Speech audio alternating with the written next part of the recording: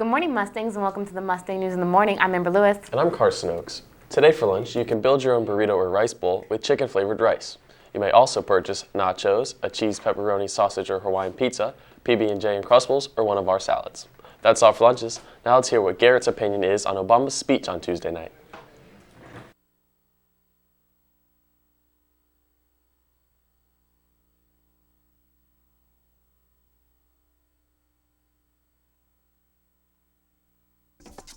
Please allow me to introduce myself.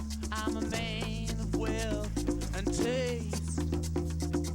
I've been around for a long, long year. Stole many a man. What's up, Mustangs? Garrett Tamani here in the Political Corner. Now, if you watched the State of the Union address on Tuesday night, you probably heard Barack Obama talk about how great his presidency has been and about all the good things to come.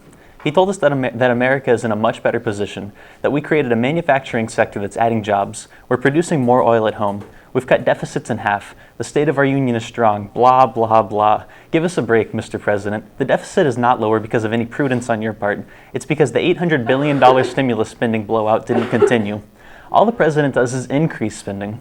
Yes, our annual deficit is lower, but it's still $488 billion. Our $18 trillion national debt increases by $3 million every minute.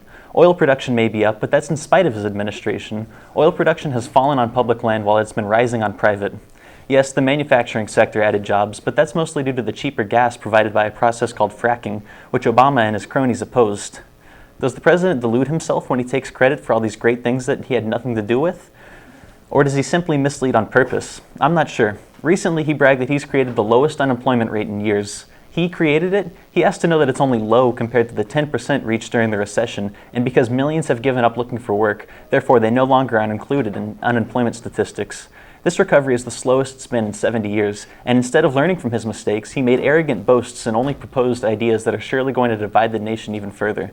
The state of our union is not strong. You hardly need to look past our incompetent politicians and mountainous debt to see that. In fact, the state of our union will only truly be strong if the state, by which I mean the government, is strictly limited. That's all for me for today, guys, and please, don't think for a second that I'm only being this critical because the president is a Democrat. Had Mitt Romney or any other Republican given the speech on Tuesday, I probably would have been just as displeased.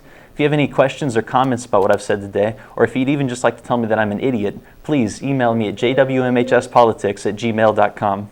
Savannah, how's the weather looking for us? Have you ever seen the rain? I won't know. Have you ever seen? Well, Garrett, it is currently 66 degrees and partly cloudy with 87% humidity and a high of 75 and a low of only 64. There's a set 90% chance of rain for tonight and thunderstorm warnings across the state, as well as wind warnings. Rain is to be expected throughout the weekend. Michael, are you at a party? No, Savannah, this is not a party. It is just a congregation of people outside the orange guidance. Ladies, what are you guys doing? Waiting for Mr. Dobrow. That's a likely story. I mean, I don't think I buy it.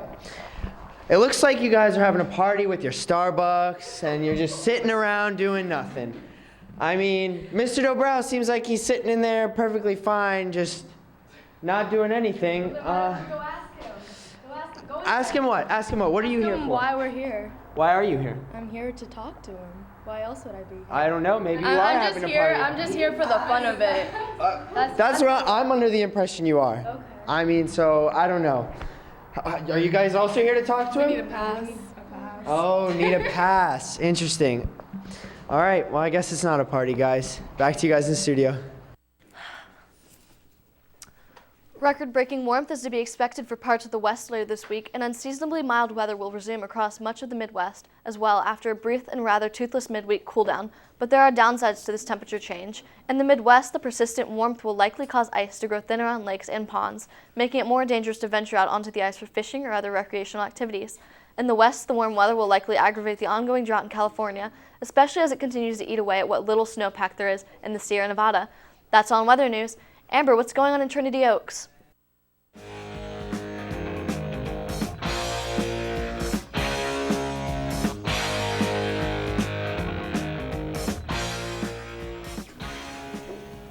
Today in local news, a group of Trinity residents are up in arms about the possibility of a daycare being built in their backyard. Residents of Trinity Oaks complain that traffic is already congested in the area, and a daycare would only add to the problem. So far, the Homeowners Association has collected around 400 signatures against it. The daycare is part of a franchise called Creative World and would serve 186 children. The county is currently requiring Creative World to hold a neighborhood meeting for public comment before any permits are issued to them, while zoning officials are reviewing the area for stormwater, transportation, landscaping, and parking. That's all in local news. Now here's Eileen with students' opinions on phone charging stations. Hey guys, it's Eileen Hedger here for the Mustang News of the Morning. Recently, the Media Center has added a phone charging station for our students to use. Now let's go see how some of our students are feeling about it. How do you feel about the new charging station? And go. My feelings about the charging station is I think it's great for when people either forget their chargers or just anything and they need to charge and they can just come here. I think the charging station is a bad idea because if people want to charge their phone, they should bring their own charger. I think this is a great thing to add into the media center. I think it's beneficial because if you get your charger at home, you can just use it. Well, it looks like these are some interesting views on the charging station. Make sure to stop by and use it. Now back to you guys in the studio.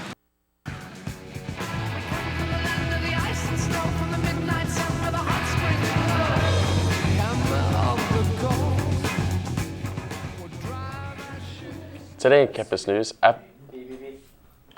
Campus News, after school today there is a French Club meeting and tomorrow is SAT here at Mitchell. If you are signed up to take it, make sure you show up in time and have the necessary supplies to get through the test.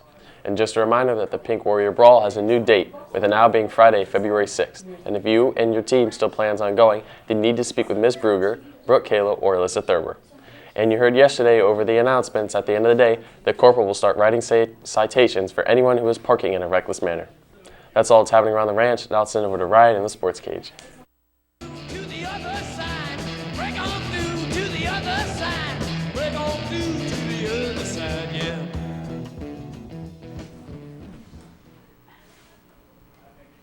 What's up, Mustangs? Ryan Garcia here in the sports cage. In NBA news, the 2015 NBA All-Star roster is out, and for the East, Carmelo Anthony, LeBron James, Pau Gasol, John Wall, and Kyle Lowry will be starting.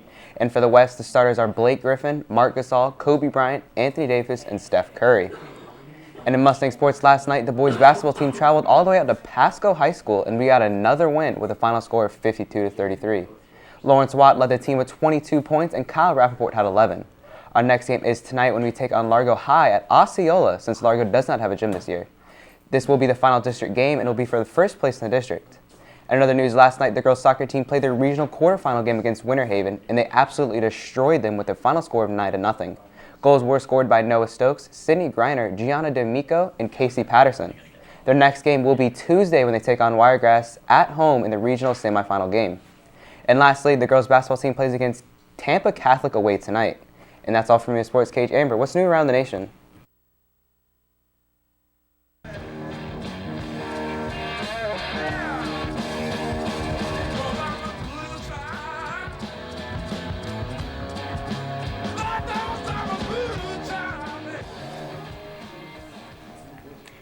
Today in national news, 18-year-old Dalton Hayes pleaded not guilty on Thursday to 8 different charges, including burglary and second-degree rape, that spanned a 2-week time period. Apparently, Dalton was not alone during his crime spree, but was accompanied by an unidentified 13-year-old girl.